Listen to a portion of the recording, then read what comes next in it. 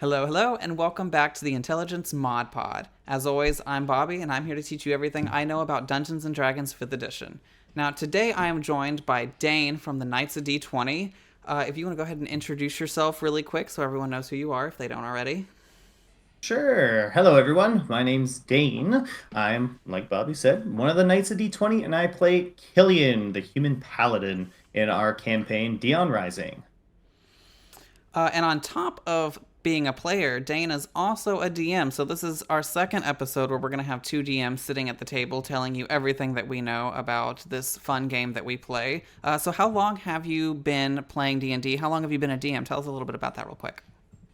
Yeah, sure. So I've been playing Dungeons and Dragons probably for like 3-ish years now, maybe 3.5. And I started my own campaign because I was tired of DMs dropping out and players dropping out of online games. So I was like, I'll do it myself. So I've been running my own campaign now for coming on 2 years, actually. It'll be 2 years in October. So we got over like 50 sessions of a currently ongoing campaign. And believe it or not, I've actually kept the same group of people for a majority of the time. So quite the accomplishment. That it sure is the accomplishment. Where can people find this campaign? Because I know you do stream it. Yeah, I do stream it. It's over on like my own Twitch channel, and I also have it on YouTube as well. It's oh geez, twitch.com/APD train, and also YouTube/APD train is where you can find all the videos. Excellent. Yeah. If you are following on our Twitch, if you head down to the, I think it's about the Knights, we do have a section with all of our personal Twitch channels. You can find Dane's there, and you can check out his stream. When do y'all stream that? I usually stream on Thursday nights. It's not every week. Usually it's kind of every other week, but sometimes we do back to back. Excellent. So today I have for us, we are going to be talking about combat and specifically actions in combat. So with that, I decided that we needed to have our combat expert from the Knights of D20 because, as we all know, Marway doesn't do a whole lot of fighting himself, whereas Killian is constantly up in the fray at all times. Um, are you a fan of D&D combat? Do you like the way that it's structured? Um, it's like the opposite side of the coin that is role playing, but much, let's just say, slower. So it obviously has its place. People love the combat of Dungeons and Dragons. It's like the original reason why people played Dungeons and Dragons back when it was first created. But I feel like as the game has evolved over time, the role play aspect has definitely taken over in Mm-hmm. terms of what people feel is important. Like even if you're looking online for games, it's like people want, like a 60/40, more role play combat split, or like a 70/30 combat role play combat split. So, and I think it's just because of the how mechanical it becomes when you start going into combat. Mm-hmm. I agree. I have you found as a DM, I don't know like how many different campaigns you've run, but like as someone who gears a lot more towards beginners, have you found that like a lot of beginners really like combat a lot more than roleplay? I definitely think so, but I feel like that's just because they're not used to role playing yet. Mm-hmm. It's hard to just step into being a role player if you don't really have any kind of experience doing something like that. So the combat of it is easier for beginners to jump into because it does have like those set kind of rules to it, right? Mm-hmm. um, you know, follow the combat order. You can do this on your turn. Just classic like RPG like video games, right? Mm-hmm. And I think that's where it kind of gets conflated between the two, where people just like this is like Final Fantasy. I have my items over here. I got my magic spells and I got my melee attacks. I can pick what I want to do. I can do one of them per turn. Mm-hmm. Yeah, 100%.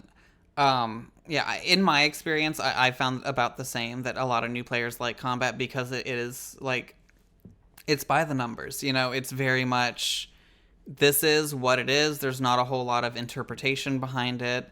Whereas with roleplay, oftentimes, it's very much up to how does this character take what it is that you said, not necessarily how you meant it. Whereas, a fireball is a fireball no matter what.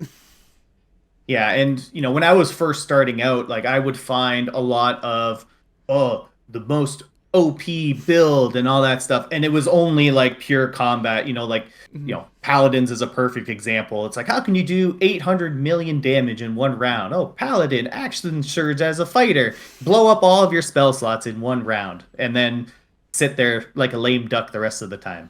But you did 100 Absolutely. damage. Yeah, you did. Yeah, absolutely. I know when I first started, my whole, ideology behind it was how can I be a support in combat? It wasn't necessarily how can I do things outside of combat, because to me, the most dangerous thing you can do is be in combat, which my Hmm. perspective has definitely changed a lot. I now think combat is one of the least dangerous things you can do. I feel like the role play conversation is definitely for me where I feel the most like if something bad is going to happen, it's going to happen because of this, not because of something I do in combat.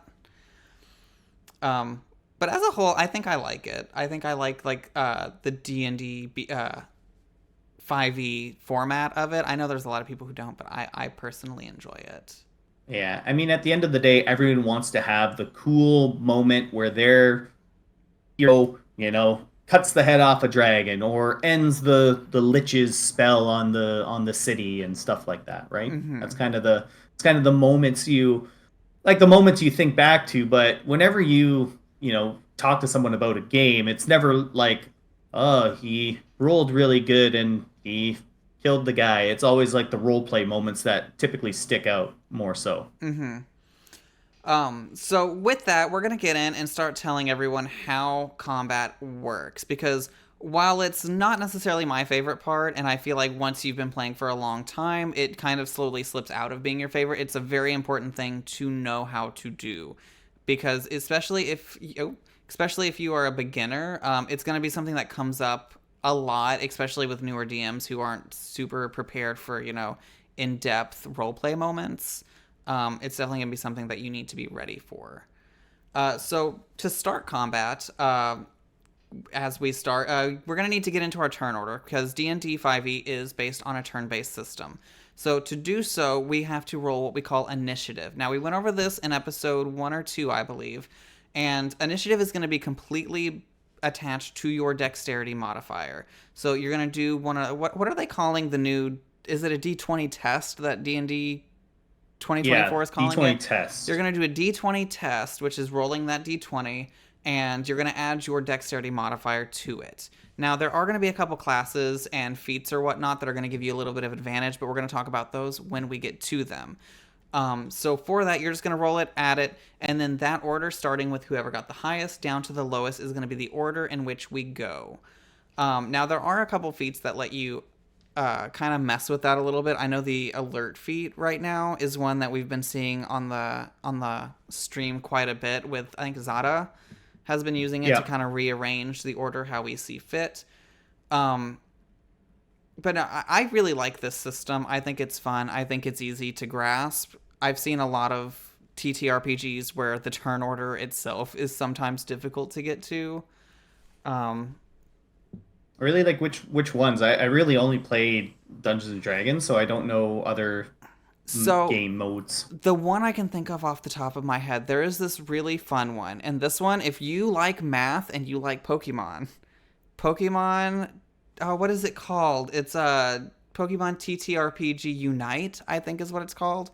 And Hmm. let me tell you, the math in that game, I would never play it without being on Foundry, because Foundry actually Okay. has things like that do all the math for you. I would never play this in person because the math in it is so ridiculous. Even just to hit something, you have to, add your stats here, and then you have to subtract their stats for their evasion, then you have to add your damage, then you have to take away the damage, and Yeah, for yeah. as convoluted of the rules that people say like Dungeons and Dragons 5e is, like maybe it's just because I'm most familiar with it, but I feel like it is pretty intuitive. Like, well, maybe not intuitive, but it is pretty laid out well enough that it makes sense.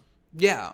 And I think, I think I like that it's not just, a base, like, you're fast, so you're going to go at this speed every time. Like, I think initiative rolling is good because there are going to be times, even when the slowest member of the group is going to be able to react faster than, say, the person who is usually very, very quick at that. Mm-hmm. Also, with that, we do get into surprise. So, surprise, it used to be a little bit different. So, if you're still working in 2014, the way surprise worked is you would roll as usual, and then you would just get an extra turn. Whenever it would get to whoever was surprise turn, they just wouldn't get a turn, right? I don't know how you feel about that. I don't really like that rule, personally. No, it just kind of destroys the the balance of the thing. Like once again, depending on which kind of rules you're playing with, I'll bring it back to what the paladins could do. If you got a surprise round as a paladin, that's basically a combat over for the most Yeah, part. Like over in one turn, don't even get a chance. But I do like the new rules for it. I feel like it's a lot more fair. I do too. Do you want Um, to go ahead and explain those for everyone? Yeah, so if you deem as the dungeon master, whether it's because the players weren't able to perceive a hidden creature or whatever the case may be, essentially the party or players that were surprised roll their initiative at disadvantage. And once again, disadvantage is you roll two d20 tests and you take the lowest number as your roll. Yeah, I like that a lot better personally because I feel like, being surprised, I can't ever think of a situation like if I was being attacked that I wouldn't react within like 12 whole seconds. Yeah. I mean, like Oh yeah. losing 6 whole seconds to what, like gasp and clutch my pearls. I just don't see that as like a realistic response, especially Yeah. as like someone who is literally an adventurer who goes and fights people for a living. Right. And I actually was able to run the new surprise rules in my campaign recently. Oh, And like disadvantage can sometimes not be a disadvantage whatsoever if you just roll too high dice, but it's just the likelihood of it being a little bit lower than what you intended. And still my creature rolled really bad, so it was like middle of the pack in yeah. turn order. Yeah. I mean, I think there's definitely like as a party, I understand that a lot of people like the 2014 better because, we get to destroy everything before it even gets to do anything. But on the flip side, I hate those situations where half the group is like in camp asleep and then the enemies get this crazy surprise round on top of everyone being asleep and needing to, wake up. So then your one person who's on watch is now surprised and is just getting all these people attacking all at once. And it's just Yeah. like now the only person who can wake everyone up is, unconscious on the ground also. Yeah. It's good when you're the surpriser, not so good when you're the Yeah. surprisee. Yeah, whereas this one, I feel like with the new ruling of it, we still get, a good little bonus to surprising people, but if you're getting surprised, it's not going to be nearly as detrimental as it used to be.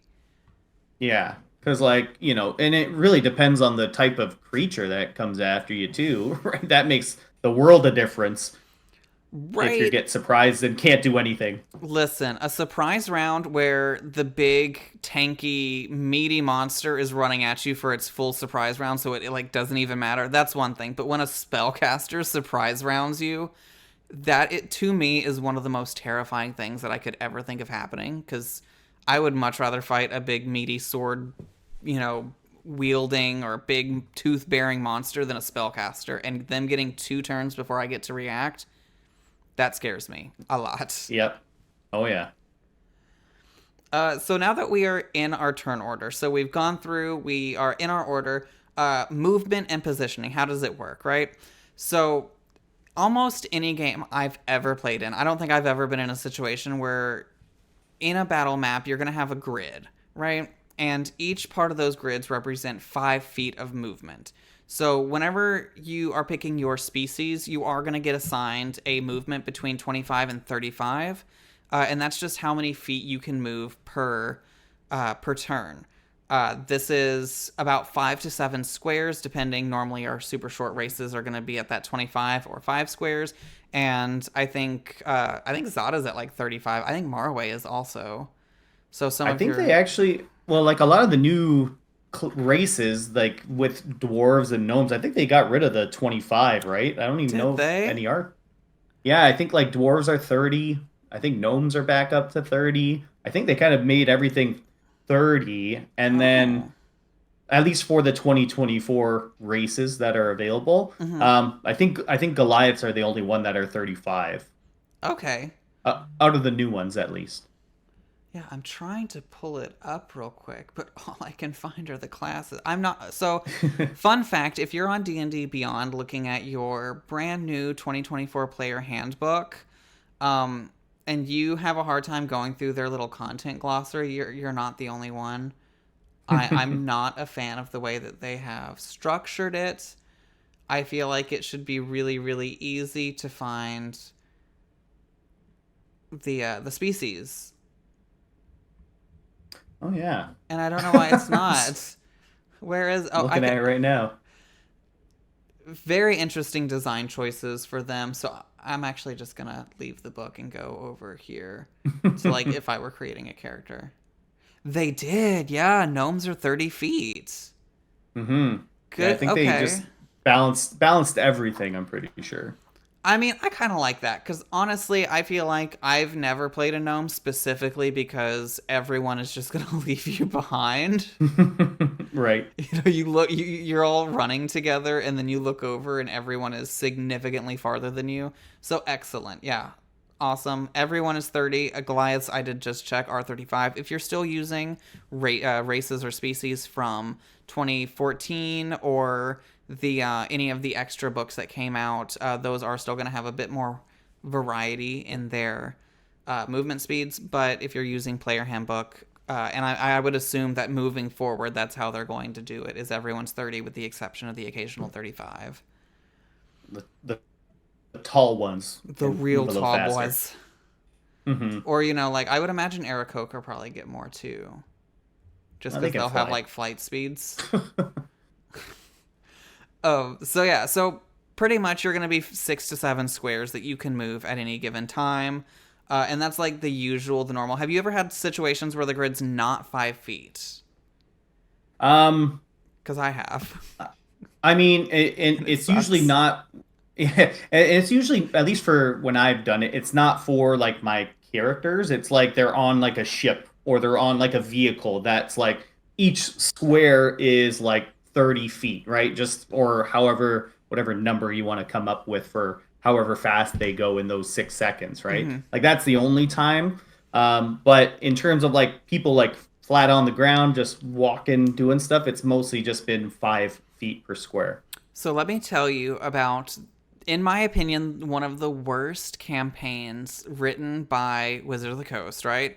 It's this lovely campaign that gets so much shit. It's called Tyranny of Dragons, right? So if anyone doesn't know, Horde of the Dragon Queen was written before even the monster manual was out. So a lot of the encounters are really not done well. There's several that you're just gonna get one hit by one monster, your whole group. And there's this lovely little swamp castle where everything in it, every square represents 20 feet. And it Oh is, God. and you do combat in this. And it is so awful because if you're a DM trying to draw this, you have to have such a big map to draw this, like, massive castle that every square that they give the DM is like, it's either 10 or 20 feet. It's like ridiculous. And it's like, I was gonna well, say it's like a square and a half each each round, yeah, it's basically. like if you draw it on the normal parchment, how are we going to fit all these minis for like a 10-foot square in this one? Yeah. Yeah. Um, Well, I think that's it, but I think that's in as a way to demonstrate the size of where mhm. you're at, right? That's kind of what it's used for, Yeah. but it can be hard to put that on a grid and make it work, shoehorn it into the Yeah. rules that are there. Yeah, it's definitely an oversight. That's so far is the only spot that I've really seen it is in some of the really early ones. So if you're a newer DM and you are running modules and you're using one of the earlier modules, just make sure when you're looking at your maps, it'll have a spot at the bottom that says each square represents 5 feet or what it represents, so that you know. So it's not like, oh, this castle is like a 20-foot castle. No, it's like, 80 feet across. Yeah. So that is something to look out for. Another place that we could have some issues in terms of movement is when we run into something fun called difficult terrain. I want to go on record and say I hate difficult terrain. It makes my life so sad all the time. So what it is it's just like rubble or undergrowth or like a shallow bog, just something that is impeding your movement, and all of your movement costs double. I think the official ruling is for every foot, add a foot, but I mean, that's double. Let's be real. Yeah. I'm sure there's probably some convoluted reason why they worded it specifically. 1 foot is an extra 1 foot. God, I hate it though. As a player or DM? Both, because it's like, as a DM, I want my players to succeed, right? I want them to feel great. And then when they're sitting there just like trying to trudge through this difficult terrain while they're just getting blasted by everything, it's just, I just don't think difficult terrain is fun, in my personal opinion. And on the flip side, players love to just keep pushing things into the difficult terrain to keep them locked in there. Yes. But I mean, if they're strategic enough to do that, then that's, kudos to them, because there are lots of even like spells, for example, that make an area difficult terrain. Mm-hmm. There sure are. And if you are a player and you really want to play that really control battlefield mage, like you really want to do the CC, learn how to operate difficult terrain, because that is going to be your absolute best friend. In fact, I think rangers are actually getting some bonuses to dealing with difficult terrain these days with the new 2024. I might have to issue an apology once we get to rangers if that's incorrect. But I think that would be a great way to just smack some difficult terrain down and then just go around smacking everything inside of it while you sprint around. Yeah, and even just to plug a little bit of the Baldur's Gate 3 play that we do, even as, like, if you own the game, you can even play around with this to strategically, like, figure out how to place stuff, putting, like, a spike growth in, like, a choke point where the enemies have to come towards you. And, well, typically in Baldur's Gate 3, they just run right on through it and just hurt their feet the entire time. But, I mean, the same thing can be said for, DMs that, are playing a monster as a monster. They don't know what spike growth is. They just start walking and it starts hurting. You said spike growth, and I just got some PTSD. So I was running Wild Beyond the Witchlight, right? And they are fighting one of the main hag villains inside of her house. And there's this big, narrow hallway. And one of my players smacked down some spike growth, right? I did not expect this to be a big deal at all until they positioned like their warlock looking down the barrel of this hallway where the spike growth was, right? They had a fighter with sentinel guarding the door, and every time the hag would try to get through, because I can't remember what else they did, but they did something to really just I think they used blindness on her, like they blinded her.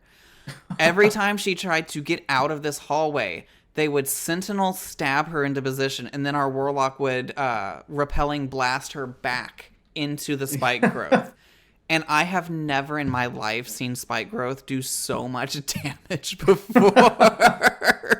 Yeah, and even with that situation now, they could, like, the new warlock could make that even worse, because they can apply repelling blast to Ray of Frost. Just slow her down and push her back. Keep going right back in there. It's difficult terrain, people. If you are a new player and you're looking for a way to really upset your DM, this right here to me is the beginner, like, how to piss off your DM right here. Get good at difficult terrain. Get good with the spell spike growth, because that will ruin all of your DM's plans because no one expects it.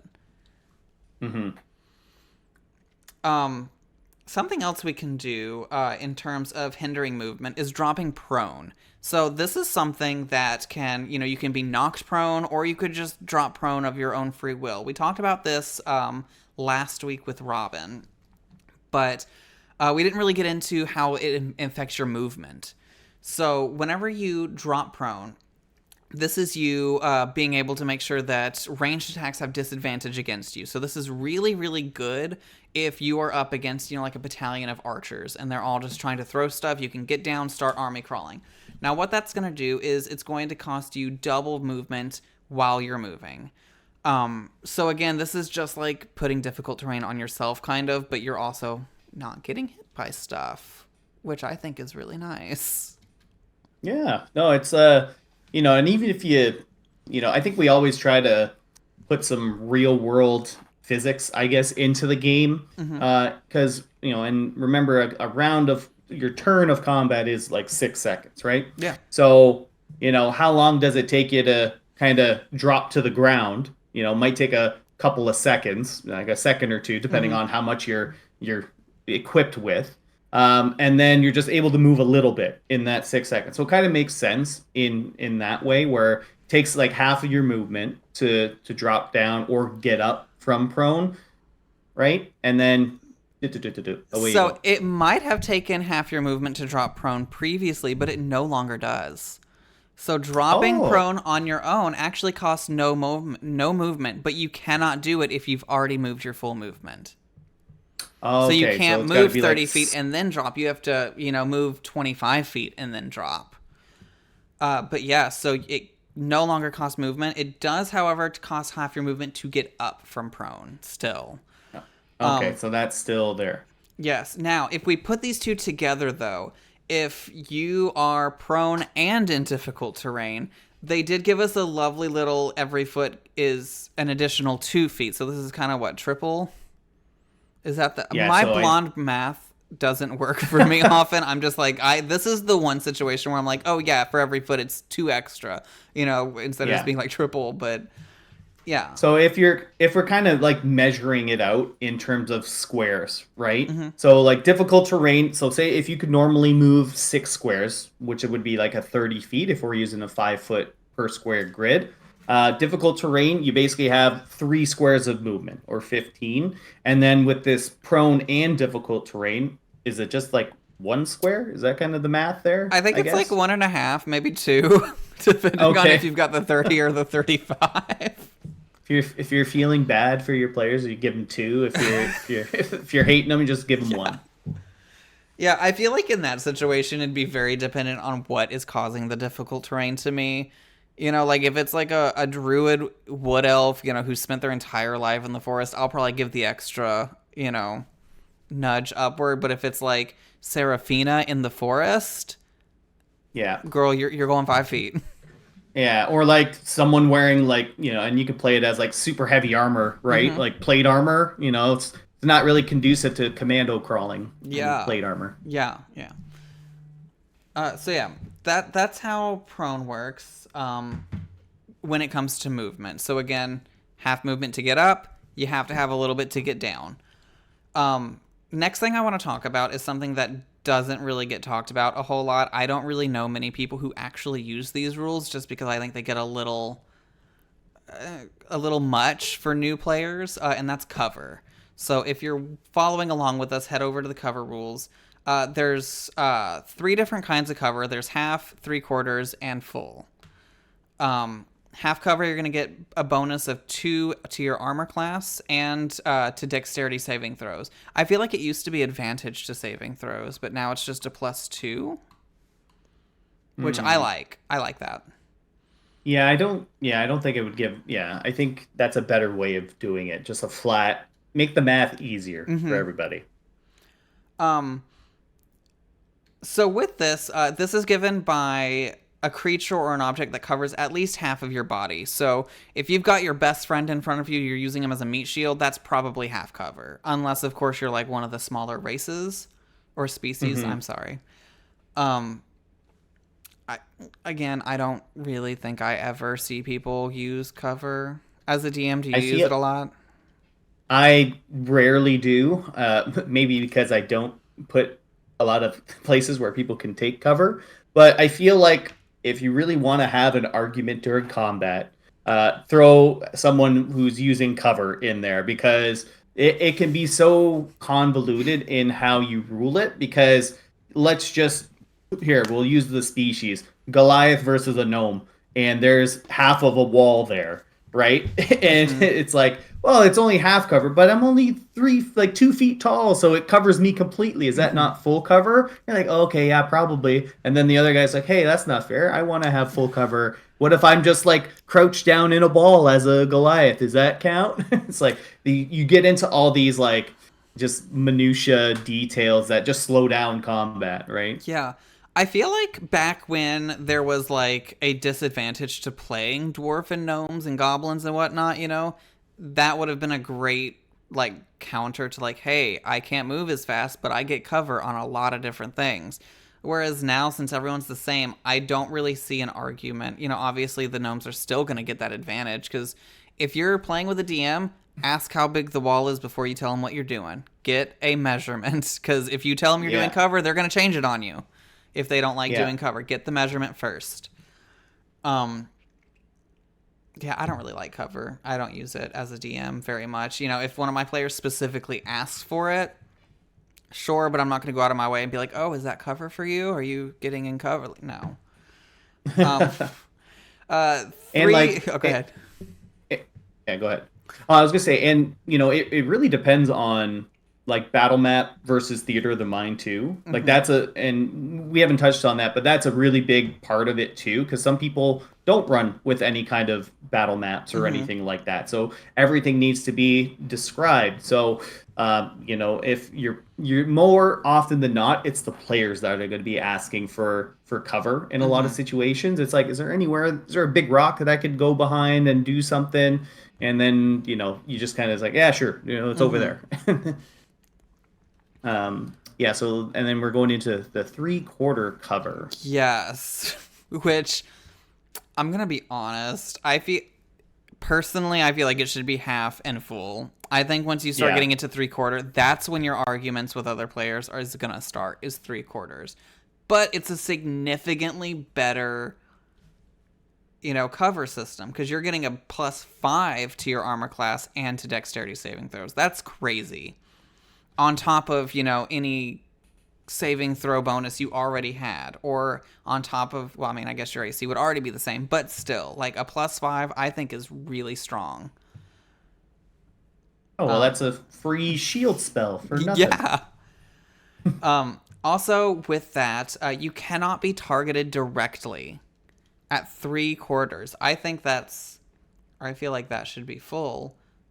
In fact, I feel Well, that way so much I'm actively looking up the rule book to make sure I wrote it down well, correctly, but. and I think like the classic example is Fireball in Mm-hmm. this situation, right? Where it's like, oh, the flames go around the three covers because it's an area of effect, and oh, you're kind of burned a little bit, but Mm-hmm. maybe because you're behind cover, you don't take the full brunt of it, and that's what is the +5 in terms of like thematically describing it. Yeah. I'm not gonna lie. I literally just forgot what I covered. I was sitting here like scrolling through everything. I'm like, what am I looking for right now? Yeah, I mean, 100% Fireball should be roasting you. Like, 100%, I believe it should roast you at 3/4 cover. Um, Show me cover rules. We are here. Yeah, yeah, cannot be targeted. Oh, well, so that means someone cannot shoot a bow at you, even if your head's Yeah. poking out just a little bit. Yeah, or like a ranged spell attack as well Mm-hmm. would probably fall into that too. No, I was mistaken. I'm looking at it here. You can be targeted. My full cover little blocker got moved. Oh, so it's full. Yeah, well, now Yeah, that that makes a makes lot more more sense. sense. Full I cover, like that yeah. You better. can't be seen. Go back. whatever. So I like it better when we actually use the correct rules. yeah, look, something I like to stress on this podcast is everyone is mortal, okay? Everyone's going to make mistakes. I've been DMing professionally for so long. You've been a DM.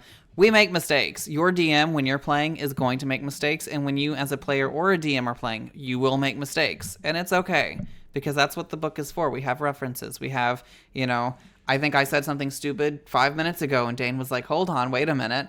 And it was resolved. Everyone makes mistakes. There's a lot of rules here, and now we're working with two different variations of them. Yeah. So if you're a DM, make it easier for yourself. Use half cover or full cover, and that's it. If you're a DM, don't use cover. Use full cover or no cover. That is my advice. So yeah, 3/4 +5 on AC and dexterity. And that's just for something that covers 3/4 of your body. Full cover, you cannot be targeted, but you can still be fireballed. Excellent. So now that we've got that out of the way, we're going to talk about actions. So if you're working with the 2014 handbook, you're going to hear some that aren't in there because 2024 gave us a whole lot more actions, and they're a lot more specific in the way that they're written.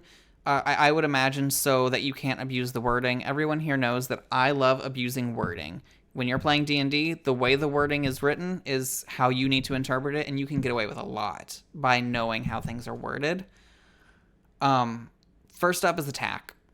The attack action, this is, in my opinion, the most common, action. Probably because I a lot of the other ones I still don't really see as actions, but... Mm-hmm. I mean, this is literally just your character attacking. You're going to make one of those D20 tests and add all of your proficiencies, all of your modifiers for that attack, which we went over in abilities. But if you don't remember that, strength is going to be for your swords, for all melee, actually. Strength is all melee. Dexterity is going to be all ranged and finesse weapons. So if you see those weapons with finesse, that's where that dex is going to be. And... spells don't go under attack anymore. I like that because I feel like it was kind of abused a little bit.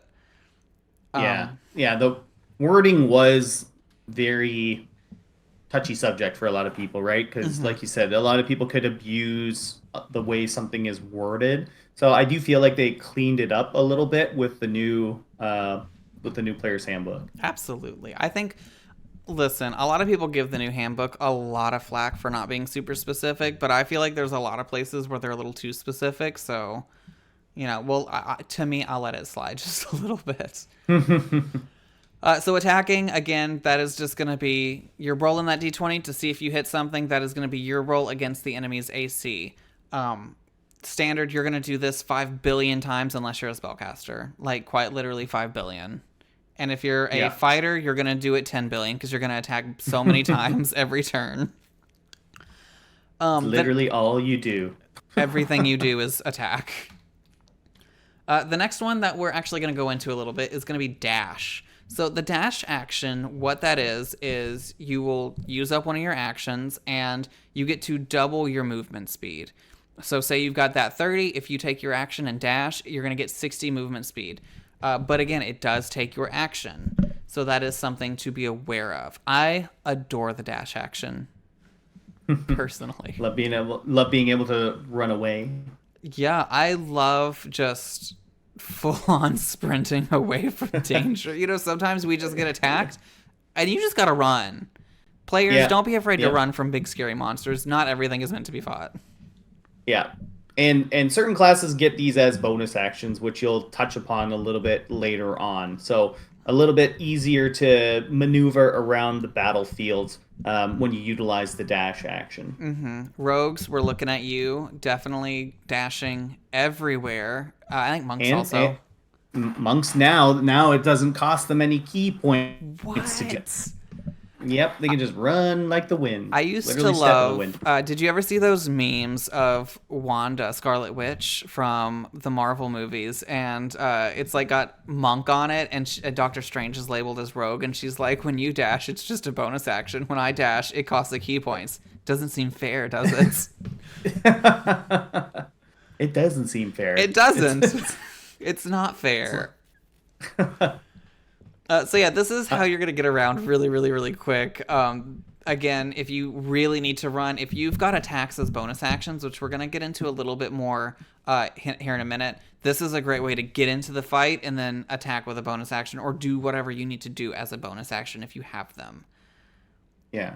And I do want to add one thing to just to touch back on attacks, Mm-hmm. because a lot of classes, as they progress in level, get the extra attack feature. Mm-hmm. And that extra attack isn't like you get like two separate actions for it. When you get the extra attack action, you still have just the one action, which is like attacking something. But as part of that attack action, you get two attacks from it. Yes. Yes. So it's one action attacking multiple times, and they can be Hmm. split up between different people. You can even attack, run away, and attack someone different. You can split those up. Yeah. Um, And you can split up like all that kind of stuff. Move, you can move 10 feet, attack, and then move 20 feet, or move 10 feet, hit this guy, move 10 feet, hit this guy. Like you can do all that kind of stuff. You mhm. probably take some opportunity attacks, which we'll talk about in a little bit, but Yeah. you can do it. Yeah. Next up, we have disengage. I adore this. This is another one that's great for you rogues. This is you use your action so that when you move, you don't provoke words are really stumbling right now. Opportunity attacks for the rest of this turn. Now, I think we're gonna jump real quick to opportunity attacks because this is the second time, like in the same 30 seconds that we've talked about them. So we'll come back to disengage and the rest of our actions. I want to talk about opportunity attacks and what they mean. So what that means in the old 2014 player handbook, the wording was a little bit different. I would highly recommend you use the new one because it's way better. When you can make an opportunity attack when a creature that you can see leaves your reach using its action, its bonus action or reaction or any of its speed to do so.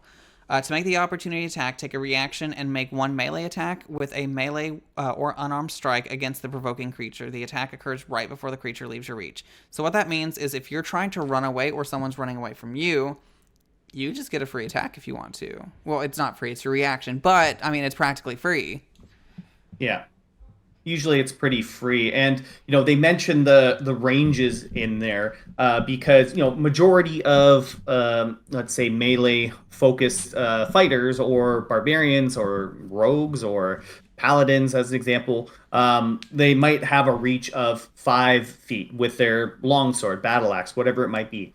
But if you have a longer weapon with a reach of 10 feet, right? Then that extends to that. Like if they get out of that 10 feet range, then you can get them. Yeah. Yeah, I think pole arms of any kind, anything with reach, already you're having a great time with attack of opportunity because your reach is longer. Hmm. Um, so circling to disengage. This is literally you using your action so that people cannot hit you when it's not their turn. This lets you just run away. This is another thing that rogues are going to be doing as a bonus action. If you're playing, I think goblins get it. If you're using old goblin stat blocks, if you want to play as a goblin as a bonus action, disengage is great. So strong for you Yeah. squishy people. Yeah, and funny enough, I literally had a moment like that in my last session of my campaign, and I brought out the boule. If anyone's played Baldur's Gate 3 and have been in the Underdark, you know what I'm talking about, because it just jumps and it lands on you, and you get squished and you go prone. So if you fail the saving throw, so my warlock took a whole bunch of damage. It was on like 5 HP left and was prone. So she had to, get up once again, half your movement speed. And then she used the disengage action to be able to leave this creature's area of, reach. So she wasn't so she basically didn't get killed. Yeah. So very handy feature for sure. Yeah, I love disengage. I almost exclusively play squishy people, so I don't want to take attack of opportunity anyway, so I am disengaging pretty much every time I run away. Hmm. The next thing we have is going to be the dodge action. Now, dodge action is so underrated. People, if you are playing as a tank, this is so good for you. Until the start of your next turn, attack rolls against you have disadvantage, and you make dexterity saving throws with advantage. You lose this benefit if you have the incapacitated condition, or if your speed is 0, or if your speed is 0. No, it's if you're Like if you're stunned, maybe? yeah, yeah. It would have to be that. It would have to be that. It's not like you move and it's 0. It would be like you Yeah. start with like 0 movement. I think the wording of dropping prone really got me when it's like it can't be done with 0 speed. So I was like, wait a minute, you can't dodge if you've moved your whole speed. Yeah. So a good use of like this kind of action would be for your, like you mentioned, your heavier tank. Like perfect example, if you play the paladin, like a traditional paladin, sword and board, plate mail, you stand in the doorway, you hit the dodge action, and anything that's has to come through you. And if your armor class is 20 something, and they're highly likely they're going to be missing you quite a bit. And that just gives your back line all that protection that you need. Yeah, what I love about a paladin tank is they just have and fighters, they just have so much AC, and I tend to play support classes, so armor of faith or shield of faith on top of your super high AC tank plus the dodge action, they're not getting hit unless it's like a nat 20. Yeah, even when like the hit modifiers are jumping up to like +7s and +8s, like it makes disadvantage in these kind of conditions makes a huge difference. Yes. There is one thing I want to talk about. I talked about it last time with disadvantage people. This disadvantage is strongest when you have an honest DM. There are DMs, and this is something, again, I want to make sure you talk to your DMs about, that are more thematic than they are by the rules. And sometimes they want someone to get hit, so they just will. Make sure you talk during session 0 with your DMs on if they are more thematic or if they are going to go by the rules. And if they're going by rules and they're rolling in front of you, just know you're probably going to die multiple times. If your DM screen is there for a reason. When the DM rolls everything in the open, that to me is one of the most terrifying power plays in existence. Yeah. I mean, I've definitely fudged some numbers for their benefit. Oh, yeah. Yeah, when you have your level 1 group and a crit hit happens, sometimes you just got to sweep that under because they're going down with that crit no matter what. Yeah. Oh, yeah. The next action that we have is the help action. I love this one. I really love this on Mastermind rogues. So some rogues, you can be helpful. You don't have to just be shitbags the whole time. But what it does is you help another creature's ability check or attack roll or administer first aid. So in combat and out of combat, this kind of has different applications.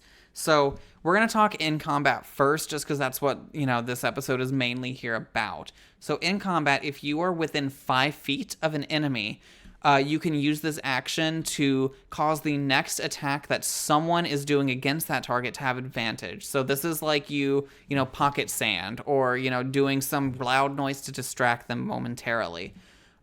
If you are like Morrowind, if I can't cast magic to do something, I'm not just going to... I mean, I have staff smacked. I can't say I'm not going to. But it doesn't happen a lot. And usually I will just take the help action so that my heavy hitters are more guaranteed to hit. Because I like watching, my paladin show up with all his smites and doing like 80 damage in one turn. And I know that I did that because I gave him advantage, which got him the crit. Amazing. Yeah. Exactly. Yeah, definitely. I definitely think it is something that is underused because usually your melee characters, your marshals for the most part, are going to be up front. They want to be attacking. They want to be the ones doing damage, right? So it is sometimes hard for your martial characters to give up the glory, so to speak, of doing damage and attacking. So it does kind of fall on some of the other tankier martial classes to kind of fill that gap. Yeah. I will say this is really good. If you're a martial and you get like disarmed, this is a good way for you to go until you get your weapon picked back up. But yeah, for the most part, this is going to be for your spellcasters or, not as heavy damage dealers when they find themselves within 5 feet of someone.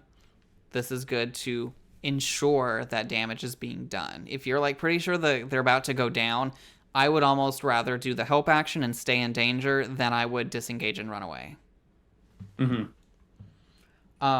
Now, outside of combat, the help action also has amazing uses. Now, for this to work, you have to be proficient with a tool or skill that you are giving the help for. So, say I am picking a lock and Dane has proficiency in thieves' tools, and we both do. He can give me advantage on that.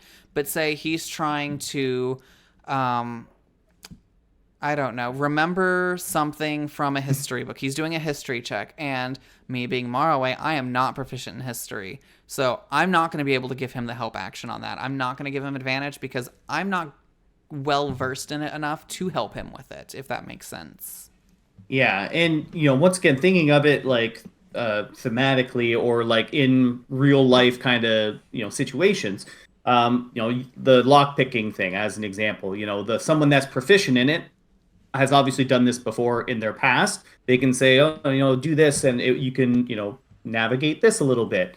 Someone that is proficient in the history skill, is probably well read, knows a little bit about history, might be able to, help connect the dots here and there. And even though, let's just say you have that high intelligence score of like +3, if you're not like proficient in it, it's just kind of like you're just a smart guy. You've read some books here and there, but you're not, like the wizard's a perfect example. You're good like with Arcana, but your investigation might not be there because you're more bookwormy. Mm-hmm. You're not out there investigating scenes and stuff like that because you're just stuck in your library looking at books the entire time. Mm-hmm. Another great example of this is, say someone is trying to deceive someone and you're wanting to like help them with that deception.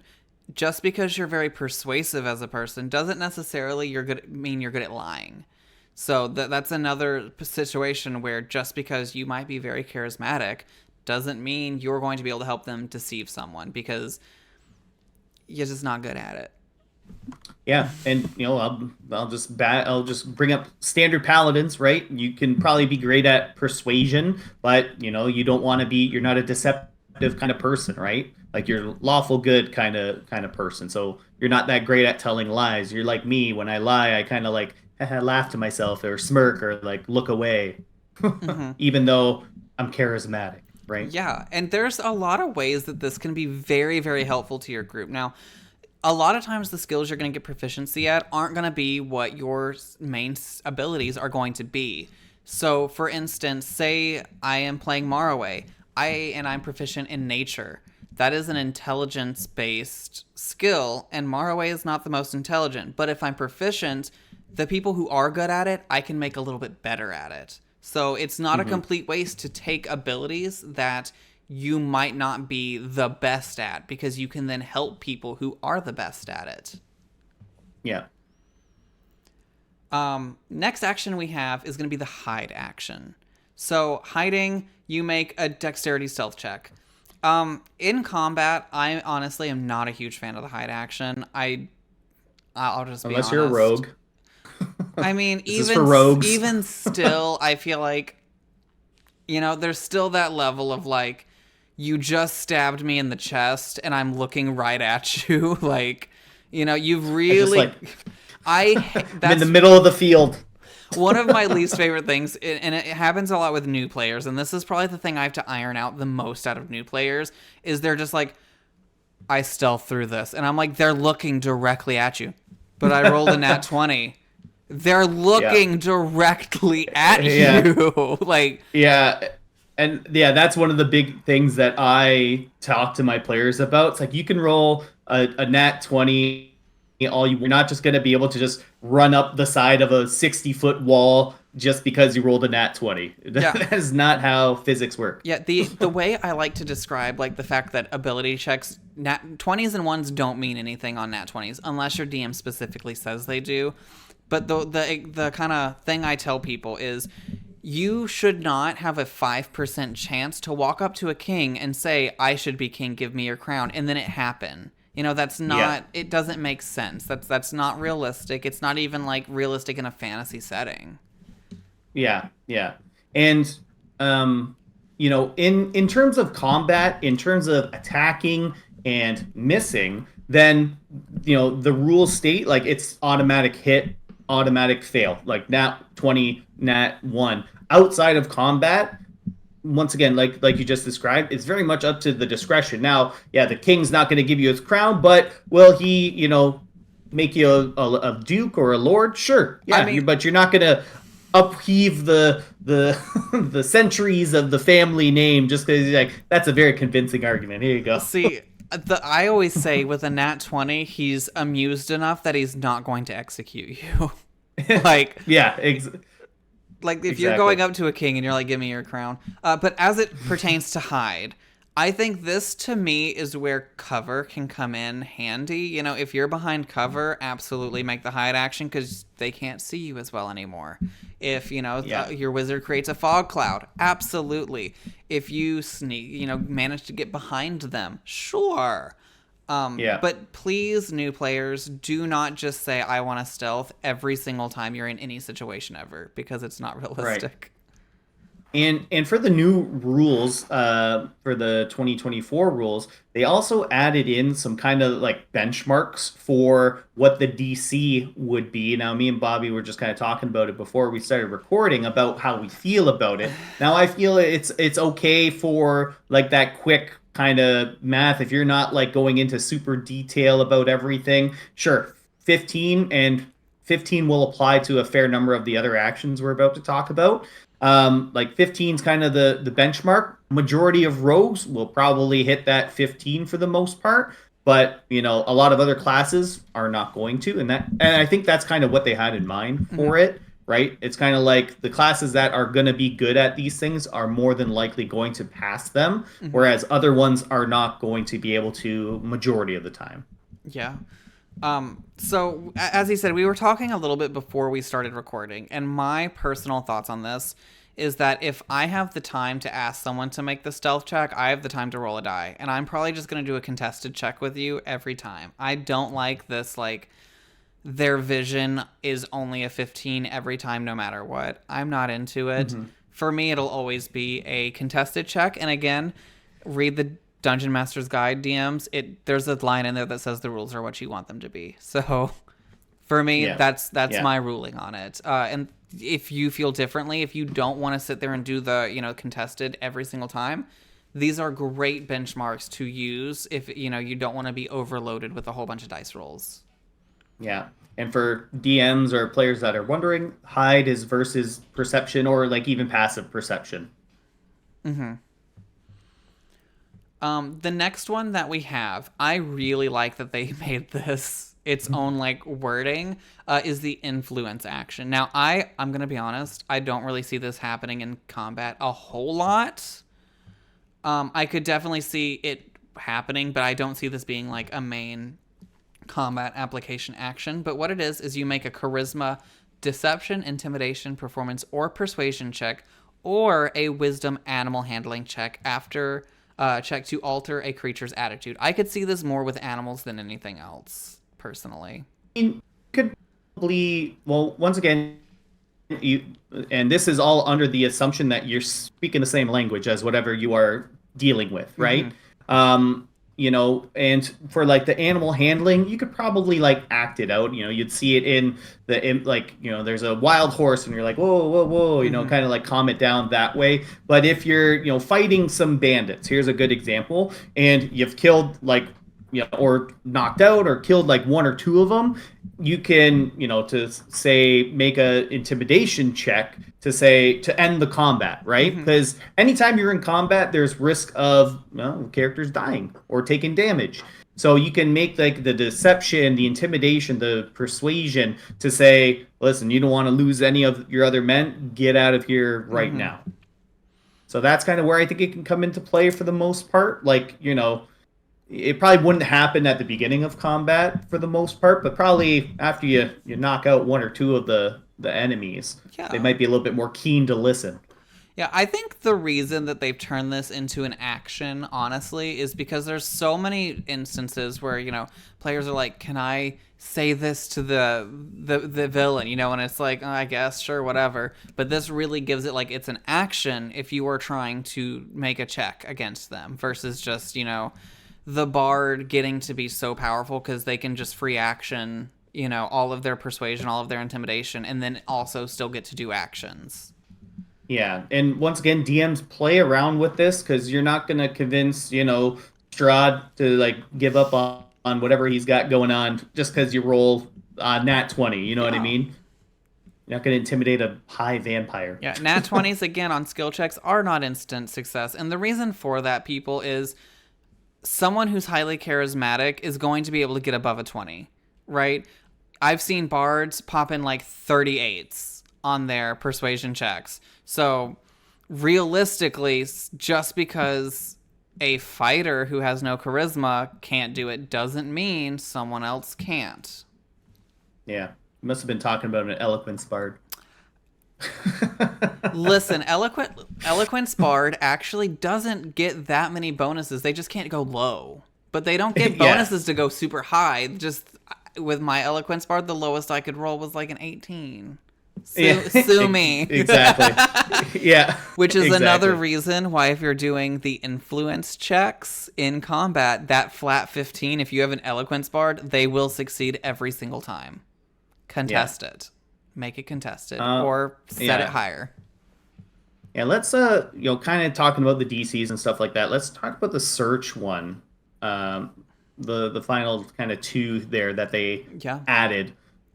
So making a wisdom like insight for so insight, medicine, perception, or survival check. Now, I'm assuming I don't know how often you're going to do that in combat. I feel like that one's like really might be more not as often used, but sounds like you got different opinions. I do have a very different opinion. Insight and medicine checks happen so often in combat for my characters. Not just mine, but like people who play in my campaigns. Because when people ask me, how wounded does he look?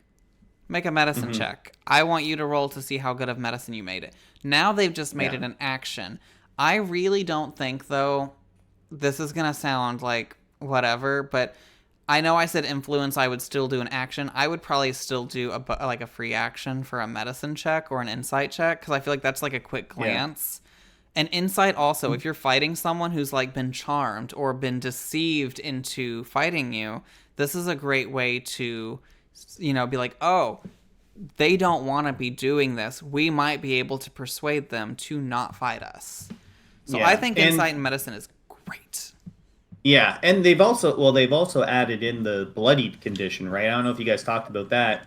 We did. But that's like the for enemies, they added in the bloodied condition. I think whether you verbalize it or not, that's kind of like they've hit the 50% mark. So you could essentially use it beforehand, or maybe you can use it afterwards and say like, oh, this creature is bloodied. Like I don't think you might not have to say it right away. Maybe it is have them use that kind of action to see if it's bloodied or not. I think I'm going to actually do that from now on. That's I'm what not I tell do. them that it's bloodied. Just they have to look in to see if it's bloodied or not. Yeah, because I feel like, if when you're in the heat of a moment actually fighting someone, you're not perceiving how, fucked up they are. You have to actually take an active effort to look at them and be like, oh, I have messed them up pretty good. I might win this fight. So bloodied was an optional rule in 2014, and even still, I don't use bloodied. I prefer describing to my players how wounded they look versus just being like, oh, 50%. Because to me, I feel like it's cheap. And I tell all my players beforehand, if I say that they're bloodied, that doesn't mean 50%. That means that they have blood all over them, like that. I am describing to you how they look. So DMs, if you want to use the bloodied, I think it's great for new players because it's harder for them to really gauge, how far along into a fight they are. Great for new players, great for new DMs who are trying to convey to their team, like, hey, you've done a number, don't run now, you're in the home stretch. Yeah. And then the next one we could talk about is the study action, another kind of new one they added in, making an intelligence check, which covers your arcana, history, investigation, nature, or religion check. I could see this being used in like what's going to stop this ritual from occurring, Yes, Arcana check right right? there. I Like, think where's the magic coming from? with Morrowind, this is what Morrowind did against the Demon Circle right here. Absolutely great. Love it to death. Doing Arcana checks mid-fight to figure out magic, like what kind of magic people are using. Great Yeah. strategy. Learn about your enemies before you fight them. A fight that you are unprepared, or a fair fight is a fight you're unprepared for. Yeah. You should always have the advantage. Yeah. And so, and I guess to summarize some of these actions just really super quickly, in combat, it's not just all about attacking. Like, you can use strategy to make the fight easier for you, right? Like, perfect example was with Marway. When he got rid of that magic circle, that ends up stopping additional things from being summoned, right? So, that aids the entire party by stopping that. And that's not from a use of, a fireball or anything like that. That's purely using your character's traits to, figure out a way to end the fight, essentially. Yeah. Now, behind the scenes look for everyone. We are actually about to start our live stream, so we are going to boogie through these last couple ones because we started recording a little bit late because we got talking like a bunch of idiots. So the next one we have is Ready. So this one's not going to be like the other ones where it's like a bunch of skills. Readying, you just prepare to take an action in response to a trigger that you define. There is a caveat with this with spellcasting. If you ready a spell, that spell slot is gone. Rather, you use the spell or not. So that is something to remember. But this will be like, I'm going to attack the first person that turns this corner. And that way, even when it's not your turn and they turn that corner, you get that attack. Yeah, and it uses your reaction to do so. Readying is something if you are running and you can't make it to your enemies, if you're not dodging, you should be readying something. Because it's great, and you get to do extra stuff. And our last action is Utilize. So this is going to be use a non-magic item. I think the easiest way to really look at this would be like with the new Origin Healer feat. Anytime you're using that to heal someone, that is the Utilize action. Anytime you're using an object, that's not magical. Yeah, and we missed one. I did. I know. As soon as I said magic, I was like, oh no. Me and Robin did this too. We had to go back. Magic action. Cast a spell, use a magic item or a magic feature. This is for spellcasters what the attack action is for marshals. Yeah. And or if you have a magic item or whatever. Yeah. If you're like one of those rogues that just has so many magic items you're just popping off, this is great. So as we get to the end, we're going to talk about full actions, bonus actions, and reactions really quick and what the differences are between them. So as a full action, or every turn that you take, you are going to get a full action and a bonus action, right? Every single time, you should take both of these if you can. Not everyone's going to have access to a lot of bonus actions, but a full action is something that takes pretty much your whole 6 seconds to do. This is attacking. This is, taking the dodge. This is doing things that actually take time. A bonus action, it will be, and all of these will be specified in the book. So if you're casting a spell, it will tell you if it's a bonus action or full action. But bonus actions are going to be things that take like 2 seconds to do. Very, very quick, very fast. You could have feats that give you extra stuff to make certain full actions bonus actions now. Looking at you rogues. In addition to those, you're also going to be getting reactions. So reactions happen not on your turn. I mean, some of them actually do happen on your turn. But for the most part, unless you're a Spores Druid, these are going to happen not on your turn. And it's a trigger to an effect that happens on someone else's turn. Say, with Opportunity Attack, if someone leaves your space, use your reaction and you get to attack. Say you readied an action. You're now going to use your reaction to proc that attack. And certain spells are also going to be reactions. Looking at you, Shield. Looking at you, Shield. Looking at you, Absorb Elements. I can't Lots think of of any great ones. others off I the know. top. I was like setting out to like rattle off like 3 or 4, and then I said absorb element, and I was like, well, that's all I've got. So those are all of our actions, kind of how we use them. Remember, full action, bonus action, reaction. Every single turn you're going to get these 3 things. And if you use your reaction, you get it back as soon as your turn starts. Same thing with your action, your fulls and bonuses. You're going to get those back at the start. But be warned, all of your enemies get these as well. That they do. They do. So that is it for us today on the IntModPod. Do check us out every Tuesday. We will be dropping new episodes, and on Mondays we are going to be having our live stream of Dion Rising at 8 p.m. Eastern, 7 p.m. Central. Come check us out there, along with all the other crazy projects that we have going on. So thank you so much, Dane, for coming here and talking about actions with me. Absolutely my pleasure. I couldn't think of anyone else other than a DM that I wanted to talk actions with, so it was great to have you here. And until next time, everyone, may all your intelligence checks be successful.